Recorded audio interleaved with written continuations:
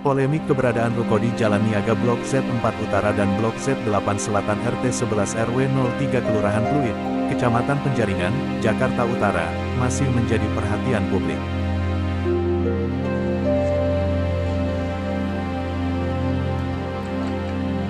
Polemik itu muncul akibat protes Rian Prasetya, Ketua RT setempat, yang menuduh kalau ruko-ruko yang berjumlah 42 unit tersebut melanggar batas bangunan dan izin mendirikan bangunan dengan merampas bahu jalan dan saluran air. Tak hanya itu, Rian juga menuduh para pemilik ruko menimbun selokan. Akibat protes Rian, bagian depan ruko yang dinilai merampas bahu jalan seperti kanopi, dibongkar aparat gabungan yang antara lain terdiri dari personel Satpol PP dan Dinas Bina Marga pada tanggal 24 Mei tahun 2023 lalu.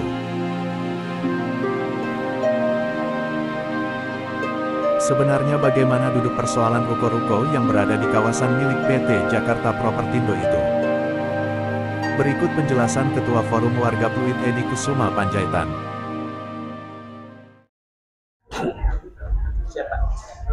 Ya, pemirsa, selamat berjumpa.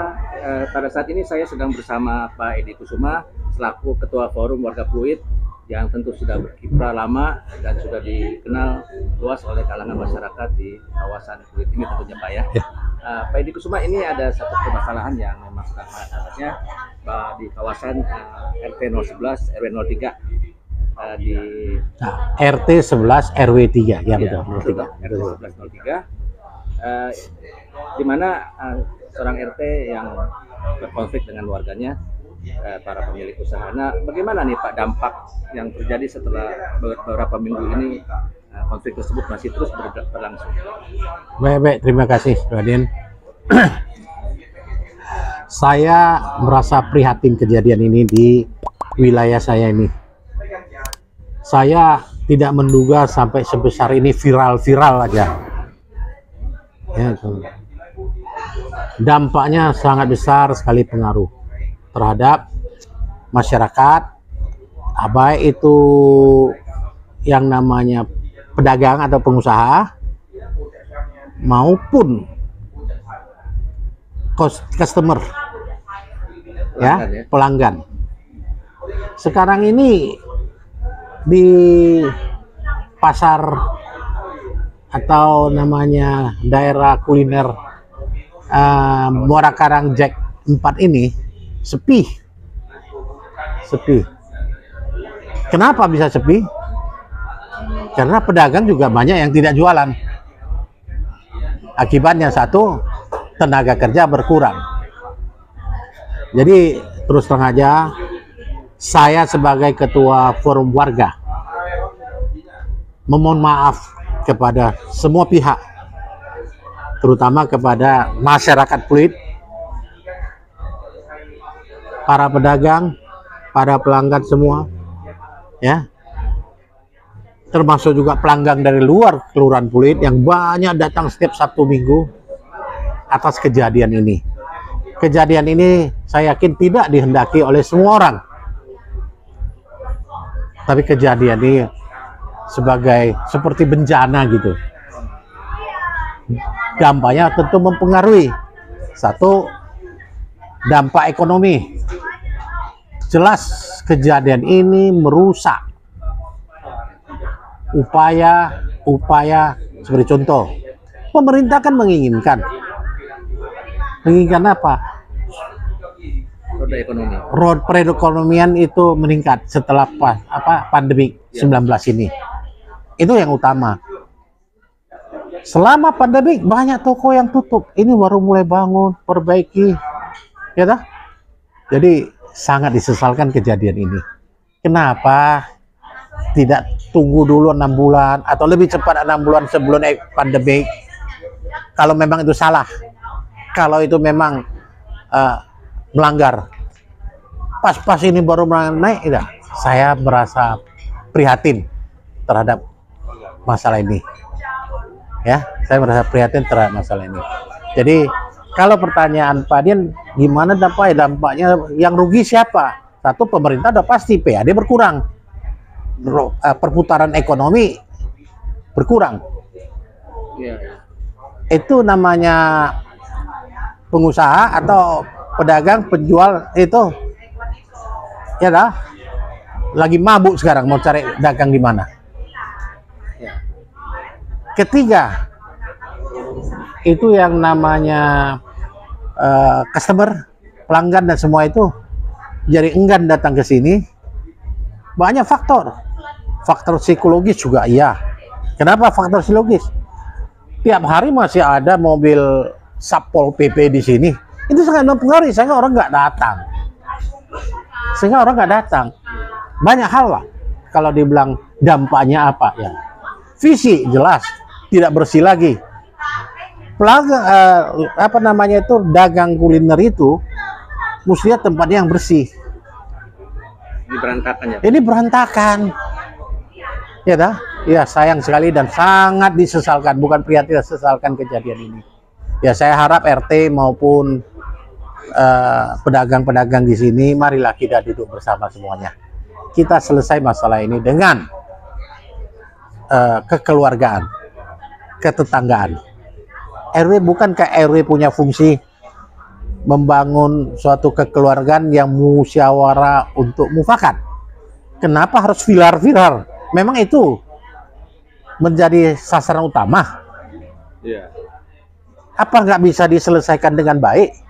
Harusnya rukun ya? Harusnya bangun dong dari RT naik ke RW. Kalau nggak bisa lagi ya sudah serahkan ke lurah dan camat menyelesaikan masalah ini. Ini saya lihat tidak berperan. RT-nya nggak mau peran atau camatnya nggak mau peran, kita masih belum ngerti.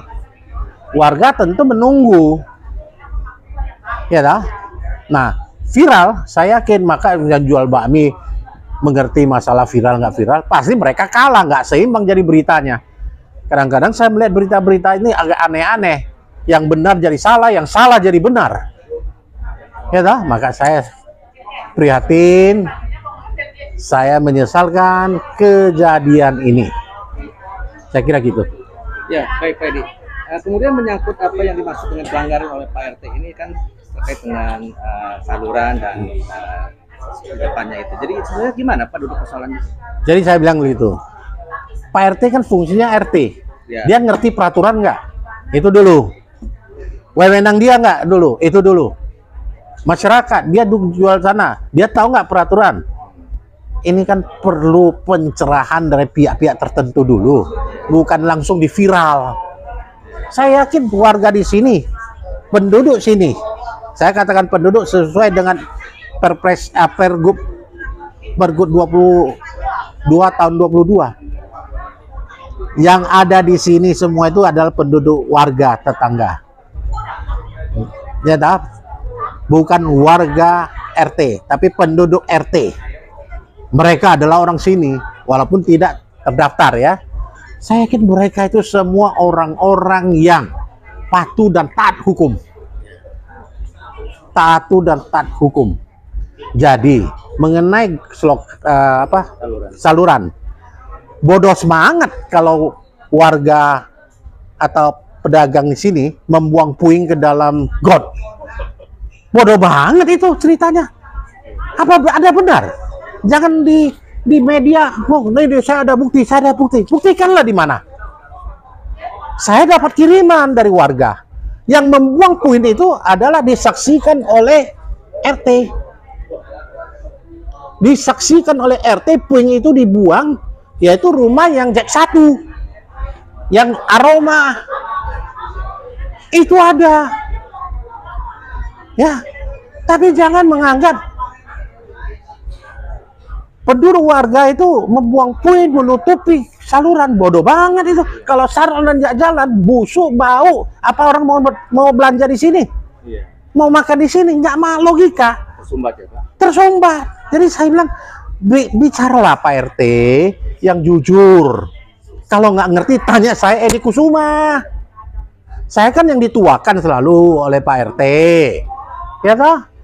Saya akan jelaskan. Nah, masalah got ada di depan ruko. Memang dulu peraturannya tak ada saya mengatur itu.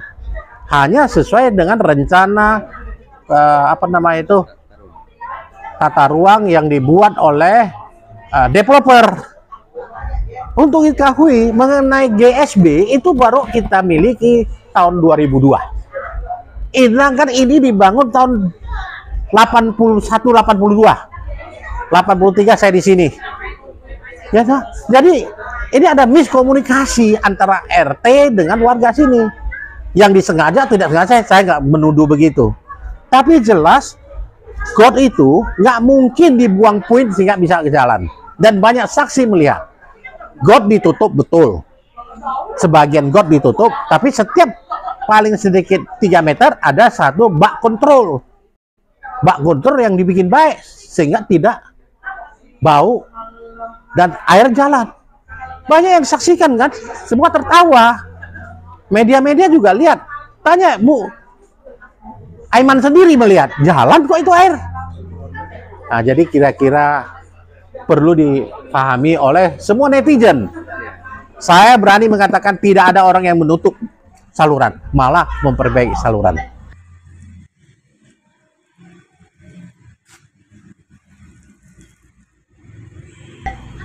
5 bulan yang lalu baru semua dibuka kok. Kenapa pada saat itu diam-diam semua? Baru dibersihin juga. Setiap tahun 2 kali sampai 3 kali. Informasi yang saya dapat dari kantor kecamatan. Saya pernah tanya ini. Nah, masalah izin di depan Indruko, saya ingatkan kawan-kawan, saya juga wartawan ya. Saya lahir dari wartawan. Ya toh, saya mohon masalah ini kita sama-sama jaga Kondusif ya, Pak. kondusif. Saya tidak pernah mengatakan di luar ruko ini mempunyai izin dan tidak bisa dapat izin. Itu yang saya nyatakan. Tapi saya menjamin kepada semua pihak bahwa ruko ini ada izin. Ruko ini ada sertifikat. Saya tepis ini ngomongan yang menuduh saya mengatakan bahwa modifikasi depan ruko itu ada izin. Lillahi ta'ala. Saya tidak pernah mengatakan begitu. Yang saya katakan ruko ada izin. Kalau Anda memakai bahasa ruko tidak punya izin, ya silakan Anda. Kalau saya mengatakan ruko ada izin. Ruko itu mana? Ini yang dibangun tahun 80 sampai sekarang, 82 sampai sekarang. Itu ruko. Dan ruko ini dulu milik, ya, saya tegaskan kembali. Ruko ini semua milik Badan Pengelolaan Lingkungan Pluit, BPL Pluit, bukan milik pedagang, bukan milik pengusaha di sini. Ruko ini adalah milik BPL Pluit yang disewa oleh siapa? Pedagang atau pengusaha. Kepada siapa dia sewa? Minta sewa dari yang namanya BPL Pluit, hingga BPL Pluit berganti nama menjadi PT Cakpro. Jadi bicara masalah izin. Yang depan juga ada izin nggak izin? Saya yakin tidak bisa dapat izin. Kalau saya pelajari undang-undang, itu namanya GSB. GSB adalah lahan yang namanya zona semi publik, bukan milik pemerintah, bukan milik pemegang toko, tapi dimanfaatkan oleh pemilik ruko untuk kepentingan umum. Dipelihara gitu. Dipelihara baik, sepanjang tidak ada komplain kiri dan kanan. Nah sekarang kiri kanan ada yang komplain nggak? Kan enggak. Sepanjang tidak didirikan bangunan permanen. Mana ada yang permanen? Nggak ada dinding, nggak ada dinding depan, nggak ada itu namanya pintu, nggak ada jendela, hanya taruh meja. Ya tak? Apa sih bisa merusak got? Kan lucu.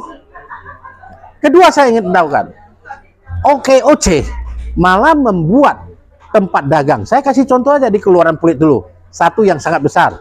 Lihat SMK 56, samping SMK 56 itu, semua di atas got dibikin kios. Salah nggak itu? Pemerintah membuat kios di sana, UMKM. Nah, ini yang perlu diperhatikan. Dia katakan salah, saya kira Pak RW jangan terlalu cepat menuduh Anda bukan badan peradilan. Pak RT maksudnya. Ya, Pak RT yang selalu menuduh langgar. Jangan dulu, kalau langgar ngadu dulu, yang atas yang selesaikan.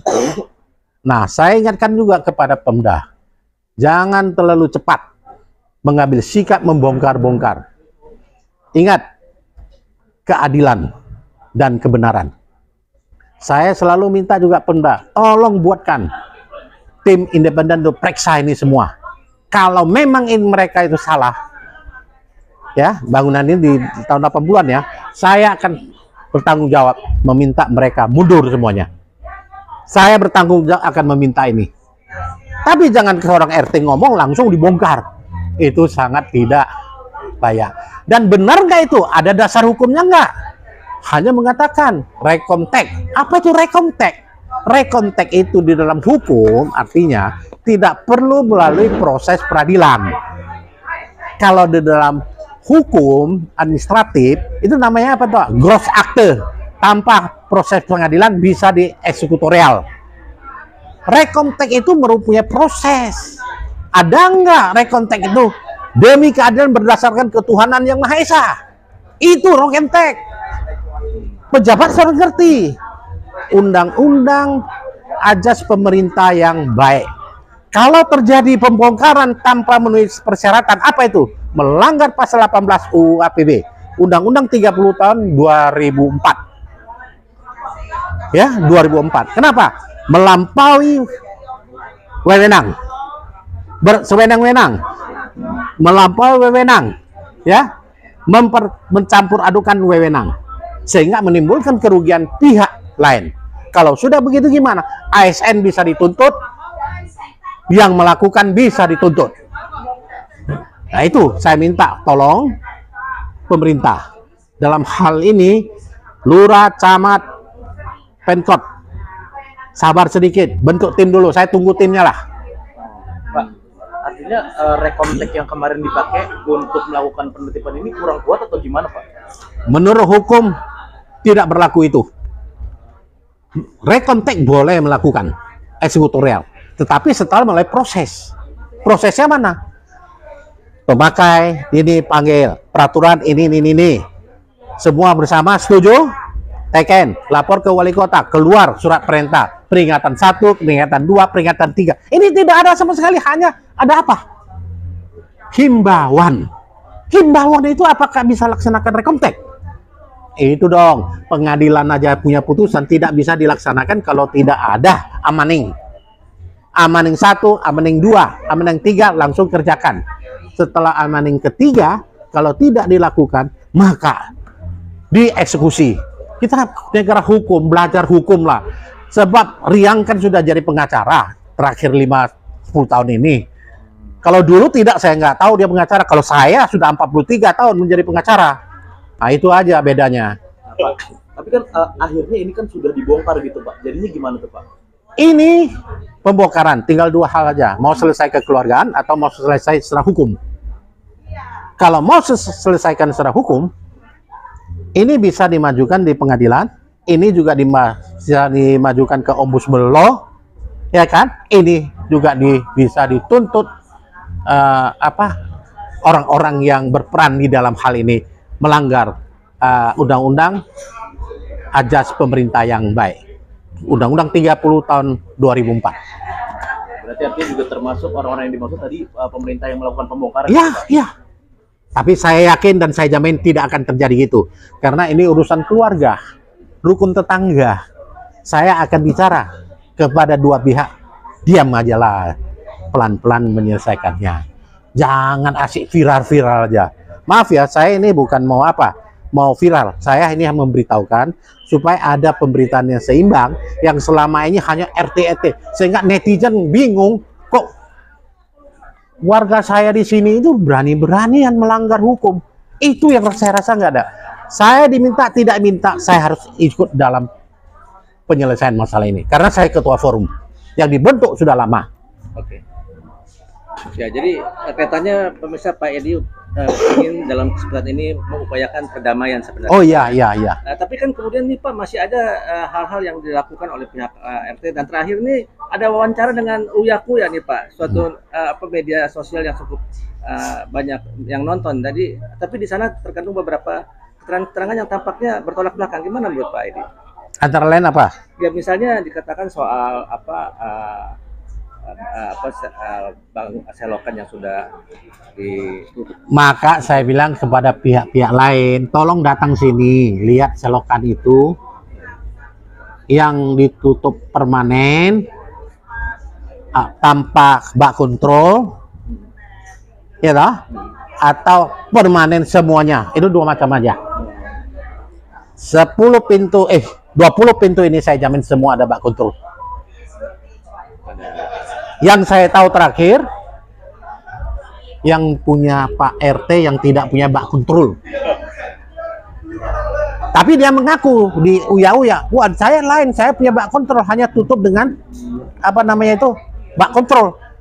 Saya kan lihat tengah malam kerjain itu jam 10 sampai pagi masih ada itu namanya besi cor, baru dibongkar.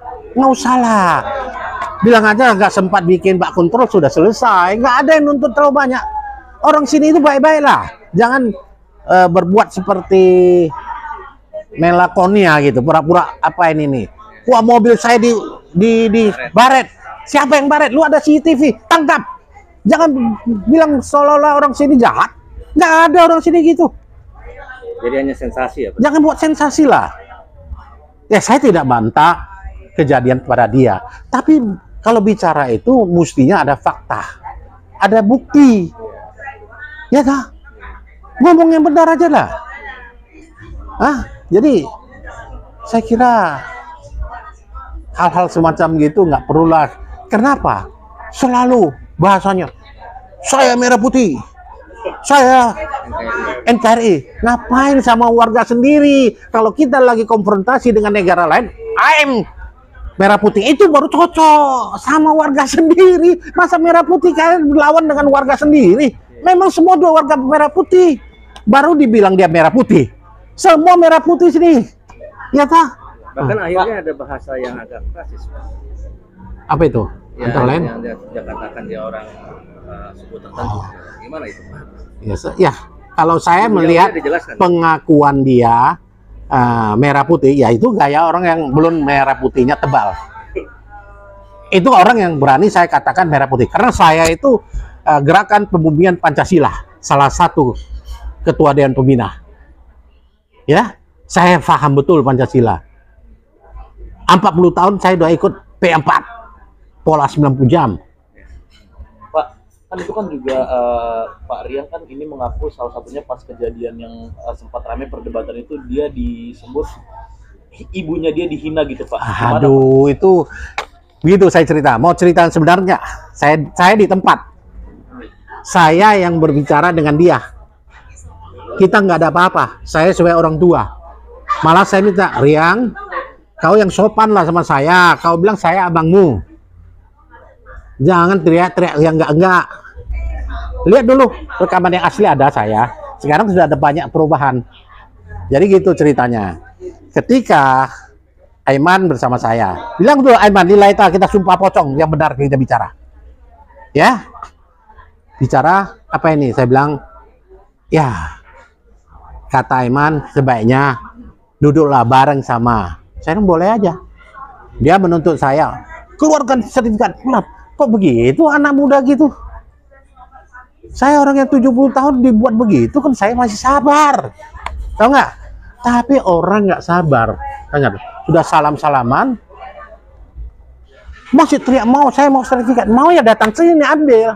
Jadi ada satu orang tua di atas tua dari saya. Bapak ada hak nggak mau ambil sertifikat dan IMB? Wah, lu jangan campur. Lu bukan orang sini. Nah, gitu terjadinya. Terus bapak itu juga ngomong, kalau kau keberatan, kau ngadu ke lurah dan ke camat. Lurah orang kamu, lurah kau punya. camat orang kamu, lu ya, karena mereka takut sama kamu. Ini bahasa-bahasa yang tidak baik, menghina aparat pemerintah. Ingat, Tuan lihat nih, sudah itu selesai dia bicara itu, terus si Riang itu keluar. Oh, wong apa? Wong Galo apa? Wong Kito Galo. Saya pelaju. Oh, gitulah ceritanya.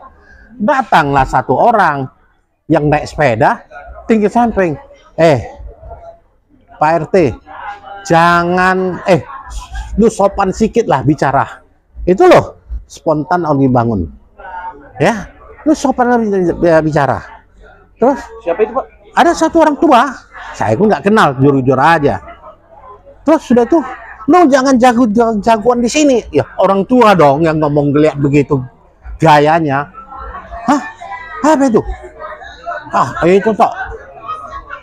Sudah begitu, terus si lihat. Nah, inilah bahasa yang saya kemukakan, Anda yang menilai.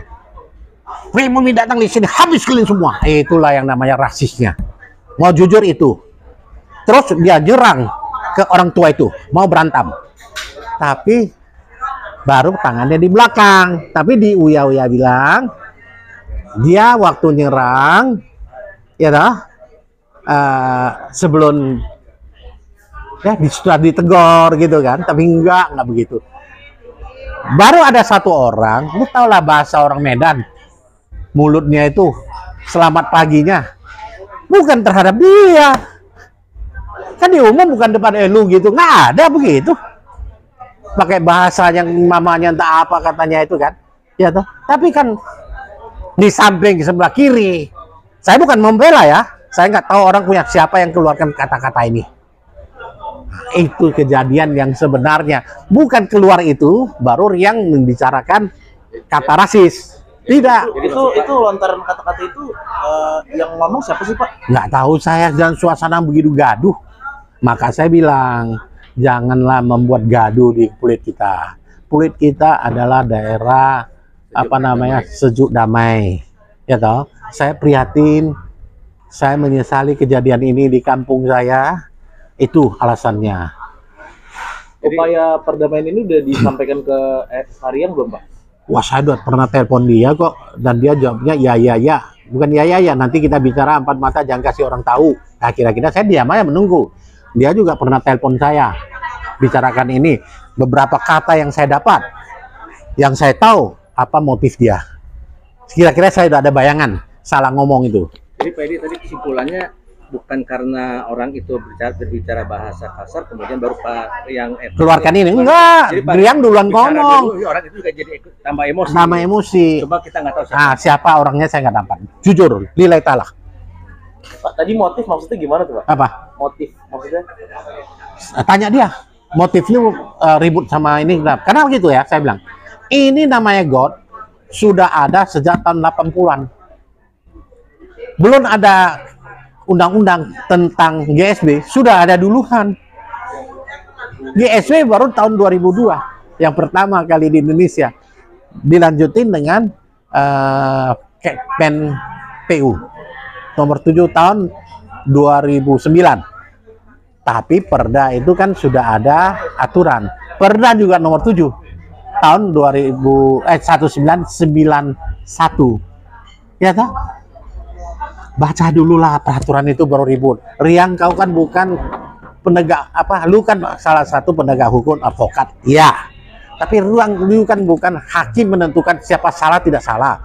Kalau ini merasa salah, laporlah kepada yang berwajib. Ya toh? Ke lurah ataupun ke camat. Bukan kau menghakimi. Kita salah, kalau lewat ini salah. You siapa? You hakim yang menentukan salah itu tidak? Tidak kan?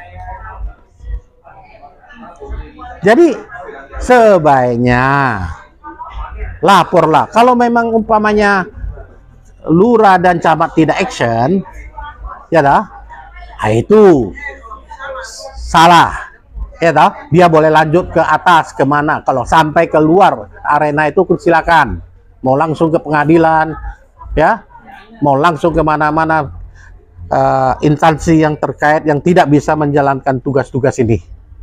Ya dah. silakan. Yang tidak punya kinerja kerja yang baik, silakan. Tapi ini kan masih suasana baik. Camat pernah saya tanya, Pak Camat, sebenarnya kasus ini gimana? Betul nggak Riang ini mengadu kepada Pak Camat? Pak Camat nggak tanggapi. Nggak benar. 5 bulan yang lalu selokan sudah saya perbaiki. Dana dari APBD DKI, dia yang korek semua itu. Camat ngomong ada, cuma dia ngomong, kenapa Pak Camat nggak beri tanggapan? Ya sudah, nanti dulu, ada waktunya. Apa yang di ngomong lurah dan camat tidak korporatif, itu nggak benar kata camat. Kami sudah selalu, kami ada, cuma kami tidak bisa mengikuti aroma dia. Ya, kami tentu punya pertap kami. Dan untuk diketahui Pak Edi, dia bilang itu, tahu nggak Pak Edi? Ini komplek ini bukan komplek umum, komplek khusus. Kalau dia ngerti hukum, yang namanya lex specialis dogaret generalis. Jangan kau samakan, wah ini di luar God salah, itu punya pemerintah, sendiri-sendiri aja. Nggak boleh gitu. Ada aturan khusus. Ini kenapa saya ngomong gitu? Supaya kalian tahu ini masih di bawah pengawasan pengelolaan Jakpro. Camat juga tidak bisa mengatasi masalah ini. Harus Jakpro yang menyelesaikan masalah ini. Nah, tapi terhadap saluran air kepentingan umum, camat monitor terus. Dia dinas SDA, sumber daya air, yang bekerja. Ada kok. 6 bulan yang lalu baru korek, nggak ada yang ribut. Kok sekarang ribut? Tanya aja motif dia ribut karena apa. Apalagi, sorry yang saya dapat informasi, akhir-akhir ini saya banyak informasi. Maaf ya Rian, jangan over-overan lah. Orang dicekek, nggak bayar terlambat bayar iuran, tukang parkir ditampar, hanya 2 hari Idul Fitri terlambat bayar. Janganlah lakukan gitu. Oh, ada kejadian itu? Ada, yang lapor saya. Kalau perlu orangnya dan saya panggil. Kalau dia mau berubah karena kena intimidasi, saya nggak tahu. Saya tuh lewat orang bicara sama saya. Ada kejadian gitu. Nah, karena dia pengacara, somasi orang, gedung kor, mundur, suruh orang bayar duit. Ya dah, janganlah begitu. Itu nggak masanya lagi zaman sekarang ini. Percuma saya ikut berjuang dalam reformasi ini. Malu saya kalau terjadi begitu. Ya dah, ya itu kurangilah yang gitu-gitu. Saya harap kalau nggak mau dengar ya sudah. Kalau anggap saya sebagai orang tua ya bagus. Anggota DPR datang. DPR jangan campur ya, dan turut mempopulisasi. Padahal dia itu dapil di sini. Kan lucu. Masa reses, kenapa tidak melapor ke saya sebagai ketua RT? Memang ada aturan yang normatif seorang anggota dewan datang ke daerah itu untuk lapor ke RT. Tolong sebutkan saya undang-undang di mana. Dalam hukum normatif ya nggak ada. Ada dalam PP Pergub 22 tahun 22 ya toh, seorang tamu datang ke daerah tempat RT. Kalau tinggal di sana lebih 1 kali 24 jam, dia harus melapor ke RT atau RW. Walaupun sudah normatif, banyak orang yang nggak gitu, 1 hari deh nggak salah, kan gitu. Ini orang datang ke pasar, bukan datang kemana, di pasar loh. Pasar tempat umum, dialog. Sama seperti presiden datang ke pasar. Harus lapor RT dulu. Aduh, malu saya. Adik saya begitu, malu saya. Ya sorry ya, saya bukan membuka borok-borok orang, enggak. Tapi keterlaluan. Ya? Ya. Nah, saya kira gitu. Ya pemirsa, kita sudah mendengar cukup banyak penjelasan dari Pak Edi yang tampaknya kadang berperan sebagai seorang tua yang ingin menasihati Pak RT yang masih generasi muda, dan juga beberapa hal secara teknis, kemudian secara pendekatan peraturan, dan juga ingin jadi juru damai sepak kelihatannya nih Pak ya. Kalau sejauh mungkin bisa ya Pak ya. Ya saya terus terang aja jujur, saya sudah berusaha ini mau mediasi yang baik. Saya ngomong waktu pertemuan dengan saya telepon you, tujuan saya ada mediasi. Kebetulan saya seorang mediator bersertifikat. Oh, saya juga, saya di 3 pengadilan. Sudah mau gitu mau ngomong apa? Sombong kali. Saya dia yang ucapkan itu di hadapan itu, itulah. Mungkin orang itu semua emosi dengar dia ngomong. Ya dah. Saya di Jakarta Pusat aja Jakarta dia. Memang saya nggak tanya kamu itu kok. Terakhir, Pak. Terakhir mungkin ada himbauan buat netizen atau para Ya. pelanggan sini yang ketakutan datang. Ya. Nah, bagaimana, Pak? Saya mengharapkan semua netizen jangan terlalu cepat mengambil suatu kesimpulan. Kalau mau datang, mau lihat, menyaksikan, silakan, saya ada di sini. Telepon saya aja. 081219591000. Saya siap melayani Anda. Silakan Anda lihat. Ya dah, benar nggak? Ada satu hal lagi, mungkin nanti apa ya? Awal itu dia kan selalu menjual bahwa para pedagang atau pengusaha di sini makan bahu jalan. Dulu ada 18 meter, sekarang tinggal 6,5 meter. Itu ingat, saya masih ingat itu. Saya penasaran, karena tiap hari saya lewat, nggak pernah jalan itu lebih kecil dari dulu. 30 tahun sampai sekarang tetap sama, 12 meter. Coba ukur. Kemarin saya minta Aiman ukur, 12, betul. Terus Rama Sarita juga ukur, iya betul. Para pengusaha juga ukur, iya betul. 12. Jadi dia bilang 18. Tidak pernah ada terjadi gitu. Ingat loh, 1 mili menjolimi tanah orang, masuk ke neraka lapis 7, neraka Jibril, neraka api. Jangan sembarangan duduk. Gak pernah ada 6,5 meter. Balik lagi itu 12 meter. Analisa saya secara hukum benar, karena GSB batas ruko ini sampai ke badan jalan selisihnya 6 meter. 6 meter itu apa? Menurut undang-undang GSB ini 50% dari kualitas jalan. Kalau kualitas jalan itu 12 meter, maka GSB itu 6 meter. Ya betul. Ingat, ini GSB tidak pernah menjadi bahu jalan ya.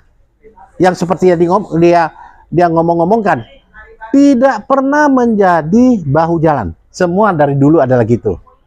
Kalau memang ini konopi dia anggap salah, ya toh, yang harus membenarkan siapa? Yang harus membenarkan siapa? Ya, Jakpro. Dia satu, dia boleh melarang, kau penyewa tidak boleh taruh ke luar. Ya, kau bilang tidak boleh taruh keluar, you harus bongkar ini. Kalau lu nggak bongkar, saya nggak sewa ke you. Kan bisa juga. Ya dah. Dia bilang, sekarang baru bangun itu namanya konopi dan apa segala macam. Konopi juga tidak boleh. Kayak dia yang tahu peraturan itu, dia hakim gitu.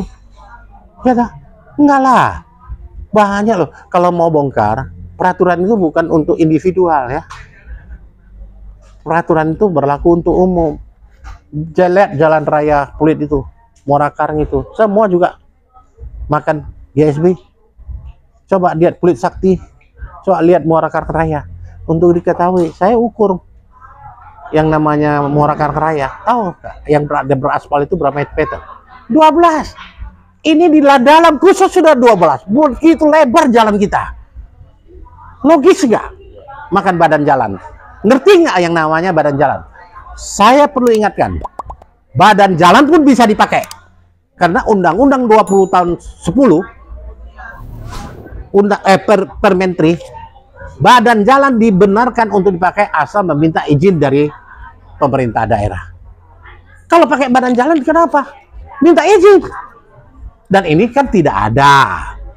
Jadi jangan anggap itu orang kayak kalau sudah salah harus dipotong atau dipotong kepalanya, dipenggal. Nggak gitu dong. Sebagai seorang RT, bangunlah komunikasi yang baik dengan warganya, bukan orang lain. Jangan dengan warganya, saya merah putih, berarti kau bukan merah putih. Ini kan bahasa aneh. Apa yang kau sudah perbuat untuk merah putih? Lihat dong, saya juga mau tahu. Karena saya sudah berbuat, saya juga nggak berani ngomong saya merah putih aja. Itu. Jadi saya kira sabar kita. Anda ada rekaman, saya lihat Anda nyaring yang sebenarnya. Ya, nah, jadi ya saya kira pertanyaan sudah saya jawab semua. Kalau ada silakan lagi. Baik Pak, pemirsa saya kira bincang-bincang dengan Pak Edi Kusuma dan sudah ditutup dengan sifat kadang-kadang kebapaannya tapi semangatnya masih besar ya. Mudah-mudahan rekaman ini atau penjelasan-penjelasan ini walaupun ada yang cukup menyenggol perasaan Pak RT dapat berbesar hati dan menerima masukan-masukan saat ini untuk kemudian menjadi jalan untuk penyelesaian yang baik dan damai seperti yang dikehendaki oleh semua pihak. Demikian pemirsa, terima kasih atas perhatiannya. Selamat malam. Terima kasih.